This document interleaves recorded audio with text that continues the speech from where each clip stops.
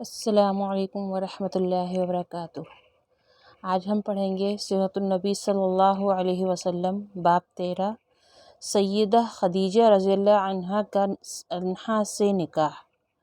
شاید وہ گزشتہ آسمانی کتاب کا کوئی عالم تھا اور اس نے آپ کو پہچان لیا تھا، چنانچہ بولا، آپ ٹھیک کہتے ہیں۔ اس کے بعد اس نے میسرہ سے علیحدگی میں ملاقات کی اور کہنے لگا، میسرہ یہ نبی ہیں، قسم ہے اس ذات کی جس کے ہاتھ میں میری جان ہے، یہ وہی ہیں جن کا ذکر ہمارے راہب اپنی کتابوں میں پاتے ہیں۔ میسرہ نے اس کی اس بات کو ذہن نشین کر لیا۔ راستے میں ایک اور واقعہ پیش آیا۔ سیدہ خدیجہ رضی اللہ عنہا کے 2 اونٹ بہت تھک گئے تھے، وہ چلنے کے قابل نہیں رہے، ان کی وجہ سے میسرہ قافلے کے پیچھے رہ گیا۔ نبی کریم صلی اللہ علیہ وسلم قافلے کے اگلے حصے میں تھے۔ میسرہ ان اونٹوں کی وجہ سے پریشان ہوا تو دوڑتا ہوا اگلے حصے کی طرف آیا اور اپنی پریشانی کے بارے میں آپ کو بتایا۔ آپ اس کے ساتھ ان دونوں اونٹوں کے پاس تشریف لائے، ان کی کمر اور پچھلے حصے پر ہاتھ پھیرا، کچھ پڑھ کر دم کیا۔ آپ کا ایسا کرنا تھا کہ اونٹ اسی وقت ٹھیک ہو گئے اور اس قدر تیز چلے کہ قافلے کے اگلے حصے میں پہنچ گئے۔ اب وہ منہ سے آوازیں نکال رہے تھے اور چلنے میں جوش و خروش کا اظہار کر رہے تھے۔ پھر قافلے والوں نے اپنا سامان فروخت کیا۔ اس بار انہیں اتنا نفع ہوا کہ پہلے کبھی نہیں ہوا تھا۔ چنانچہ میسرہ نے آپ سے کہا، اے محمد، ہم سالہ سال سے سیدہ خدیجہ کے لیے تجارت کرتے ہیں، مگر اتنا زبردست نفع ہمیں کبھی نہیں ہوا جتنا اس بار ہوا ہے۔ آخر قافلہ واپس مکہ کی طرف روانہ ہوا۔ میسرہ نے اس دوران صاف طور پر یہ بات دیکھی کہ جب گرمی کا وقت ہوتا تو اور نبی کریم صلی اللہ علیہ وسلم اپنے اونٹ پر ہوتے تھے تو 2 فرشتے دھوپ سے بچانے کے لیے آپ پر سایہ کیے رہتے تھے۔ ان تمام باتوں کی وجہ سے میسرہ کے دل میں آپ کی محبت گھر کر گئی اور یوں لگنے لگا جیسے وہ آپ کا غلام ہو۔ آپ صلی اللہ علیہ وسلم دوپہر کے وقت مکہ میں داخل ہوئے۔ آپ باقی قافلے سے پہلے پہنچ گئے تھے۔ آپ سیدھے حضرت خدیجہ رضی اللہ عنہا کے گھر پہنچے۔ وہ اس وقت چند عورتوں کے ساتھ بیٹھی تھیں۔ انہوں نے دور سے آپ کو دیکھ لیا۔ آپ اونٹ پر سوار تھے اور 2 فرشتے آپ پر سایہ کیے ہوئے تھے۔ حضرت خدیجہ رضی اللہ عنہا نے یہ منظر دوسری عورتوں کو بھی دکھایا، وہ سب بہت حیران ہوئیں۔ اب آپ صلی اللہ علیہ وسلم نے حضرت خدیجہ رضی اللہ عنہا کو تجارت کے حالات سنائے، منافع کے بارے میں بتایا۔ اس مرتبہ پہلے کی نسبت 2 گنا منافع ہوا تھا۔ حضرت خدیجہ رضی اللہ عنہا بہت خوش ہوئیں۔ انہوں نے پوچھا، میسرہ کہاں ہے؟ آپ نے بتایا وہ ابھی پیچھے ہے۔ یہ سن کر سیدہ نے کہا، آپ فوراً اس کے پاس جائیے اور اسے جلد از جلد میرے پاس لائیے۔ آپ واپس روانہ ہوئے۔ حضرت خدیجہ رضی اللہ عنہا نے دراصل آپ کو اس لیے بھیجا تھا کہ وہ پھر وہی منظر دیکھنا چاہتی تھیں، جاننا چاہتی تھیں کہ کیا اب بھی فرشتے ان پر سایہ کرتے ہیں یا نہیں۔ جو ہی آپ روانہ ہوئے، یہ اپنے مکان کے اوپر چڑھ گئیں اور وہاں آپ کو دیکھنے لگیں۔ آپ کی شان اب بھی وہی نظر آئی۔ اب انہیں یقین ہو گیا کہ ان کی آنکھوں نے دھوکہ نہیں کھایا تھا۔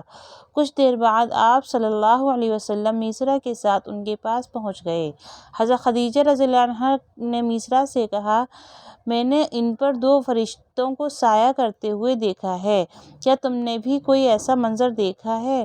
جواب میں میسرہ نے کہا، میں تو یہ منظر اس وقت سے دیکھ رہا ہوں جب قافلہ یہاں سے شام جانے کے لیے روانہ ہوا تھا۔ اس کے بعد میسرہ نے نصرہ سے ملاقات کا حال سنایا، دوسرے آدمی نے جو کہا تھا وہ بھی بتایا، جس نے لات اور عزیٰ کی قسم کھانے کے لیے کہا تھا، پھر اونٹ والا واقعہ بتایا۔ یہ تمام باتیں سننے کے بعد سیدہ خدیجہ رضی اللہ عنہا نے آپ کو طے شدہ اجرت سے 2 گنا دی، جبکہ طے شدہ اجرت پہلے ہی دوسرے لوگوں کی نسبت 2 گنا تھی۔ ان تمام باتوں سے سیدہ خدیجہ رضی اللہ عنہا بہت حیران ہوئیں۔ اب وہ اپنے چچا زاد بھائی ورقہ بن نوفل سے ملیں۔ یہ پچھلی کتابوں کے عالم تھے۔ سیدہ خدیجہ رضی اللہ عنہا نے انہیں دیکھا، جو کچھ خود دیکھا اور میسرہ کی زبانی سنا تھا وہ سب کہہ سنایا۔ ورقہ بن نوفل اس وقت عیسائی مذہب سے تعلق رکھتے تھے، اس سے پہلے وہ یہودی تھے۔ سیدہ خدیجہ رضی اللہ عنہا کی تمام باتیں سن کر ورقہ بن نوفل نے کہا، خدیجہ، اگر یہ باتیں سچ ہیں تو سمجھ لو محمد اس امت کے نبی ہیں۔ میں یہ بات جان چکا ہوں کہ وہ اس امت کے ہونے والے نبی ہیں۔ دنیا کو انہی کا انتظار تھا، یہی ان کا زمانہ ہے۔ یہاں یہ بات بھی واضح ہو جائے گی، نبی کریم صلی اللہ علیہ وسلم نے سیدہ خدیجہ رضی اللہ عنہا کے لیے تجارتی سفر صرف ایک بار ہی نہیں کیا، چند سفر اور بھی کیے۔ سیدہ خدیجہ رضی اللہ عنہا ایک شریف اور پاک باز عورت تھیں، نسب کے اعتبار سے بھی قریش میں سب سے اعلیٰ تھیں، انہیں قریش کی سیدہ کہا جاتا تھا۔ قوم کے بہت سے لوگ ان سے نکاح کے خواہش مند تھے، کئی نوجوانوں کے پیغام ان تک پہنچ چکے تھے، لیکن انہوں نے کسی کے پیغام کو قبول نہیں کیا تھا۔ نبی اکرم صلی اللہ علیہ وسلم تجارت کے سفر سے واپس آئے تو آپ صلی اللہ علیہ وسلم کی خصوصیات دیکھ کر اور آپ کی باتیں سن کر وہ آپ صلی اللہ علیہ وسلم سے بہت زیادہ متاثر ہو چکی تھیں، لہٰذا انہوں نے ایک خاتون نفیسہ بنت منیہ کو آپ کی خدمت میں بھیجا۔ انہوں نے آ کر آپ سے کہا کہ اگر کوئی دولت مند اور پاک باز خاتون خود آپ کو نکاح کی پیشکش کرے تو کیا آپ مان لیں گے؟ ان کی بات سن کر آپ نے فرمایا، وہ کون ہیں؟ نفیسہ نے کہا، خدیجہ بنت خویلد۔ آپ نے انہیں اجازت دے دی۔ نفیسہ بنت منیہ سیدہ خدیجہ رضی اللہ عنہا کے پاس آئیں، انہیں ساری بات بتائی۔ سیدہ خدیجہ رضی اللہ عنہا نے اپنے چچا زاد عمرو بن اسد کو اطلاع کرائی تاکہ وہ آ کر نکاح کر دیں۔ سیدہ خدیجہ رضی اللہ عنہا کی اس سے پہلے 2 مرتبہ شادی ہو چکی تھی۔ ان کا پہلا نکاح عتیق ابن مائد سے ہوا تھا، اس سے بیٹی ہندہ پیدا ہوئی تھی۔ عتیق کے فوت ہو جانے کے بعد سیدہ کا دوسرا نکاح ابو حالہ نامی شخص سے ہوا۔ ابو حالہ کی وفات کے بعد سیدہ خدیجہ رضی اللہ عنہا بیوگی کی زندگی گزار رہی تھیں۔ انہوں نے آپ صلی اللہ علیہ وسلم سے نکاح کا ارادہ کر لیا۔ اس وقت سیدہ کی عمر 40 سال کے لگ بھگ تھی۔ سیدہ خدیجہ رضی اللہ عنہا کے چچا عمرو بن اسد وہاں پہنچ گئے، ادھر نبی کریم صلی اللہ علیہ وسلم بھی اپنے چچاؤں کو لے کر پہنچ گئے۔ نکاح کس نے پڑھایا، اس بارے روایات مختلف ہیں۔ ایک روایت یہ ہے کہ یہ نکاح چچا ابو طالب نے پڑھایا تھا۔ مہر کی رقم کے بارے میں بھی روایات مختلف ہیں۔ ایک روایت یہ ہے کہ مہر کی رقم 12 اوقیہ کے قریب تھی۔ دوسری روایت یہ ہے کہ آپ نے مہر میں 20 جوان اونٹنیاں دیں۔